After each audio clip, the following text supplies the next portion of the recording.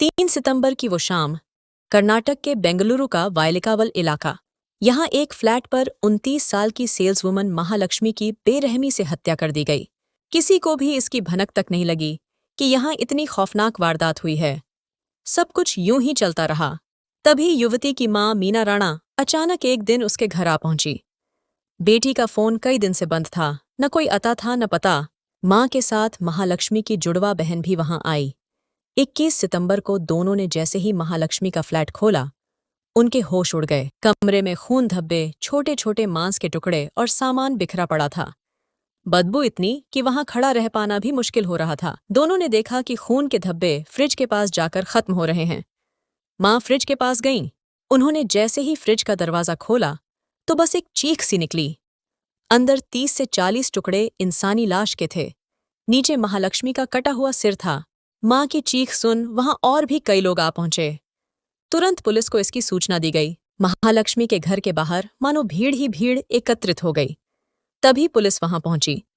Police खुद उस कमरे में खड़ी नहीं हो पा रही थी। बदबू ही इतनी ज्यादा थी कि फोरेंसिक टीम को जांच के लिए बुलाया गया। वो लोग भी इस विभत्स दृश्य को देख मानो सहम से गए। मदद के लिए पोस्टमार्टम हाउस से कुछ लोगों को बुलाया गया। शव के कुल 59 टुकड़े पुलिस को मिले। मौके से सबूतों को एकत्रित किया गया। फिर शुरू हुई पुलिस इन्वेस्टिगेशन। कौन था महालक्ष्मी का कातिल? हर किसी को बस यही एक जवाब चाहिए था। मां मीना ने पुलिस को बताया, हम लोग मूल रूप से नेपाल के टीकापुर इलाके के रहने वाले हैं। मैं पति चरण सिंह के साथ करीब 35 साल पहले बेंगलुरु शिफ्ट हो गई थी। हम यहाँ कमाने के लिए आए थे। हमें यहाँ आकर जुड़वा बेटियां हुईं। नाम रखा महालक्ष्मी और लक्ष्मी। फिर 2 बेटे उपकुम सिंह और नरेश हुए। महालक्ष्मी की शादी फिर नेलमंगला इलाके में रहने वाले हेमंत दास के साथ कर दी गई। हेमंत मोबाइल रिपेयर की दुकान चलाता है और महालक्ष्मी ने भी एक मॉल के ब्यूटी सेंटर में नौकरी करती थी। दोनों को एक बेटी हुई, लेकिन साल 2023 में महालक्ष्मी और हेमंत के बीच दूरियां आ गईं। दोनों अलग हो गए। महालक्ष्मी फिर वायलिकावल इलाके में आकर रहने लगी। मैं हमेशा 15 से 20 दिन में एक बार महालक्ष्मी से मिलने जरूर आती थी, लेकिन जब उसका फोन बंद हुआ तो हमें टेंशन हो गई। मैं अपनी दूसरी बेटी के साथ उसके घर आई। देखा उसकी तो लाश टुकड़ों में कटी पड़ी थी। महालक्ष्मी के पति हेमंत से भी पुलिस ने पूछताछ की। पुलिस को शक था कि कहीं इन सब के पीछे हेमंत का ही हाथ न हो, क्योंकि महालक्ष्मी और उसकी आपस में बनती नहीं थी। इसी साल फरवरी के महीने में महालक्ष्मी ने अपने पति हेमंत के खिलाफ मारपीट करने की शिकायत भी दर्ज कराई थी, लेकिन हेमंत ने पुलिस को जो कुछ भी बताया उससे वो भी हैरान रह गए। हेमंत बोला, साहब मेरी पत्नी का अशरफ नाम के हेयर ड्रेसर के साथ अफेयर चल रहा था। अशरफ उसे अक्सर घर लेने और बाइक पर छोड़ने भी आया करता था। उसी ने महालक्ष्मी की हत्या की होगी। अब पुलिस का पूरा फोकस अशरफ की तरफ हो गया।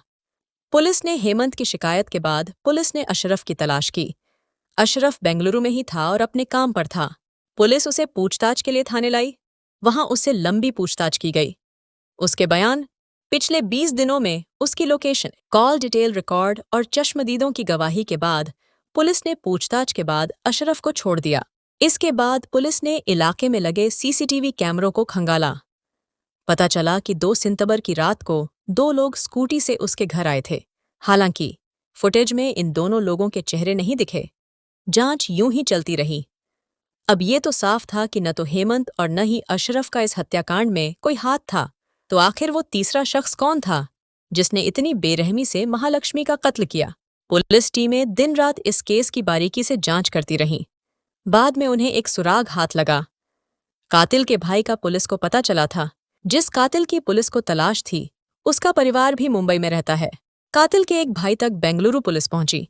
कातिल के भाई ने पुलिस को बताया कि महालक्ष्मी के कत्ल के बाद उसके भाई ने खुद उसे ये बताया था कि उसने महालक्ष्मी की हत्या कर दी। कातिल का नाम था मुक्ति रंजन रॉय। आखिर कौन था मुक्ति रंजन रॉय और क्यों उसने महालक्ष्मी को मार डाला? इस समय मुक्ति कहाँ है? इन सभी सवालों को पुलिस जानना चाह रही थी। केस की इन्वेस्टिगेशन और तेज की गई। पता चला मुक्ति रंजन इस समय ओडिशा में है। पुलिस टीम अलर्ट हो गई। तभी एक चौंकाने वाली खबर सामने आई। 25 सितंबर को पुलिस को भद्रक शहर में मुक्ति रंजन रॉय का शव मिला। मुक्ति ने सुसाइड कर लिया था। आरोपी के पास पुलिस को एक डायरी और डेथ नोट मिला।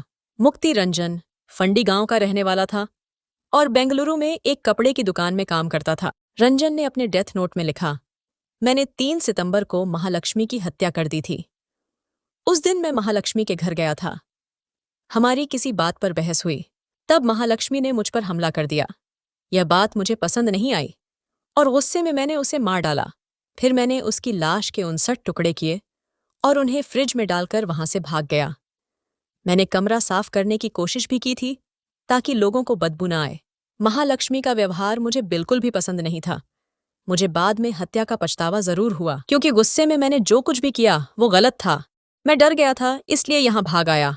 ओडिशा के फंडी गांव का रहने वाला मुक्ति रंजन पिछले दिन सुबह यानी 24 सितंबर को ही घर आया था। वह कुछ देर घर पर रुका और रात को स्कूटी बाइक से बाहर चला गया। इस बार वह अपना लैपटॉप लेकर चला गया और उसके बाद वो कहाँ गया किसी को नहीं पता।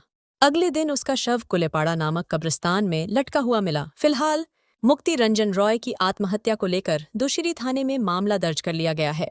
इस तरह बेंगलुरु पुलिस ने महालक्ष्मी हत्याकांड की गुत्थी को सुलझा लिया।